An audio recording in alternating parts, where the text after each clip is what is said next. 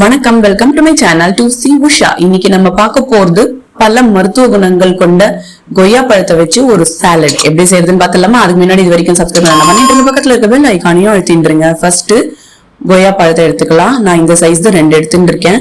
இது மாதிரி பீசஸா கட் பண்ணிடுறோம். உங்களுக்கு பிங்க் கொய்யா கிடைச்சதுன்னா சூப்பர், அதை கூட நீங்க யூஸ் பண்ண முடியும்.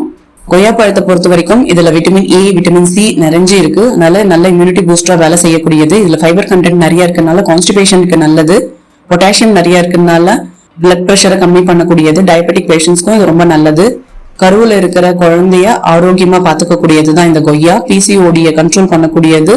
கேன்சர் செல்ஸை வளர விடாம தடுக்கக்கூடியது கொய்யா. இவ்வளவு மருத்துவ குணங்கள் கொண்ட இந்த கொய்யாவை நம்ம நார்மலா உப்பு காரம் போட்டு கூட சாப்பிட முடியும். இது மாதிரி சாலட் பண்ணி சாப்பிடும் போது இன்னும் மருத்துவ குணங்கள் நிறைய இருக்கும். டேஸ்டும் சூப்பரா இருக்கும். இப்போ ஒரு கிண்ணத்துல டிரான்ஸ்பர் பண்ணிடுவோம். ஒரு வெங்காயம் நார்மல் சைஸ் எடுத்துட்டு கட் பண்ணிட்டு சேர்த்துடலாம். ஒரு தக்காளி, 4 டேபிள் ஸ்பூன் அளவுக்கு வெள்ளரிக்காவை சேர்த்துப்போம். ஒரு பச்சை மிளகாவை சேர்த்துக்கலாம். உப்பு 1/4 ஸ்பூனுக்கு மேல சேர்த்துப்போம். மிளகாய் பொடி 1/4 ஸ்பூன், மிளகு பொடி 1/4 ஸ்பூன், சாட் மசாலா பொடி 1/4 ஸ்பூன் அளவுக்கு சேர்த்துப்போம். 1 டேபிள் ஸ்பூன் அளவுக்கு எலுமிச்சம்பழ ஜூஸ் சேர்த்துக்கலாம். கொஞ்சோண்டு கொத்தமல்லி தழைகளை சேர்த்துக்கலாம். 3 டேபிள் ஸ்பூன் அளவுக்கு மாதுளையை சேர்த்துப்போம். இது டேஸ்ட் நல்லா கொடுக்கும், உடம்புக்கும் ரொம்ப நல்லது. எல்லாத்தையும் கலந்து விட்டுலாம். சூப்பரா ரெடி ஆயிடுத்து. இது சர்வ் பண்ண வேண்டியதுதான்.